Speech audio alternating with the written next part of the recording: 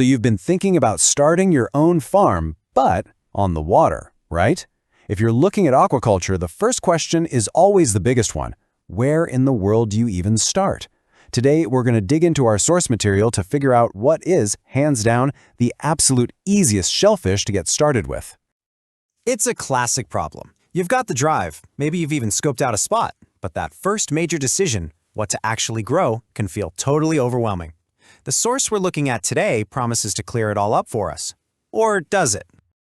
Okay, so this is where it gets really interesting, right off the bat. In one sentence, our source says scallops are the easiest.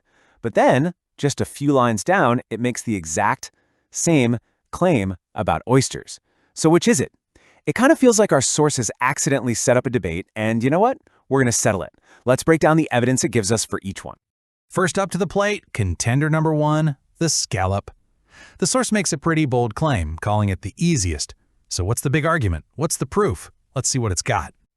And that's it. No, I'm serious. The source tells us it's a mollusk, it has eyes and ears but no brain, and then it gives us cooking tips. Now, look, that's fascinating stuff, I'm not going to lie. But do you notice what's missing here?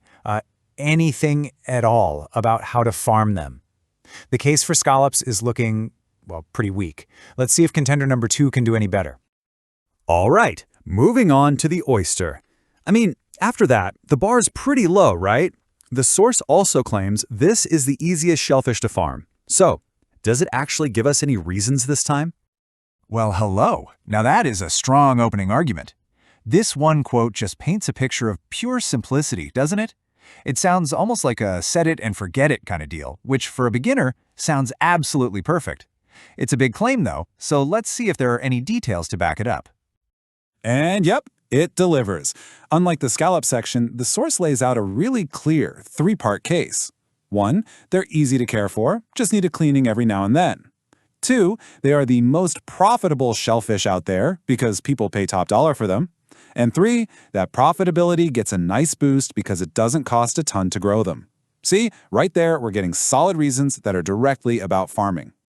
And then, the source adds a little bit of history to back it all up. It points out that oyster farming isn't some new fad. People have been doing this for centuries, from Japan in the 1700s to Europe in the 1800s, and today it's a massive industry. We're talking 75% of all oyster production down in Australia.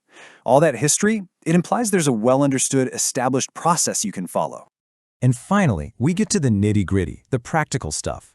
The source actually tells you how it's done, using racks or bags, and it lists what they need to survive: clean water and a steady diet of plankton.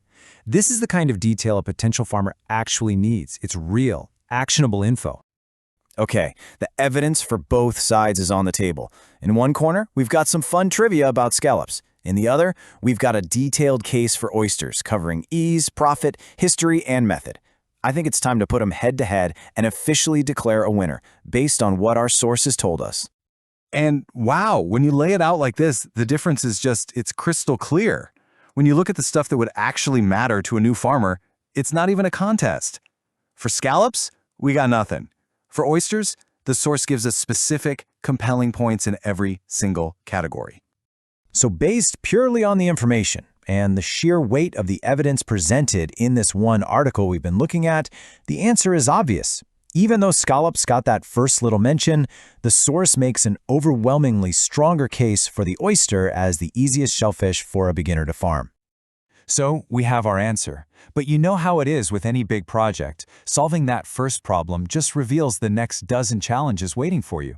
Choosing the oyster, that's just step one of a much, much longer journey. And why this all matters is because our little investigation here really proves an important point. You can't just take a headline at face value. You gotta look at the actual evidence. And even though our source helped us land on the oyster, it also makes it pretty clear that easy is a relative term. We figured out the easiest shellfish to farm, but that definitely doesn't mean farming it is easy. Which brings us to a final thought here. Now that we've used the source to pick the simplest species to get started with, what really comes next? Is the hardest part getting all the permits, figuring out how to manage disease, or is it finding people who actually want to buy your product? The first choice might be the easiest one to make, but the real challenge is everything else that comes after. Want to raise healthy, profitable shellfish without beginner mistakes? Get How to Raise Shellfish by Gerard. your step-by-step guide to successful shellfish farming. Link below.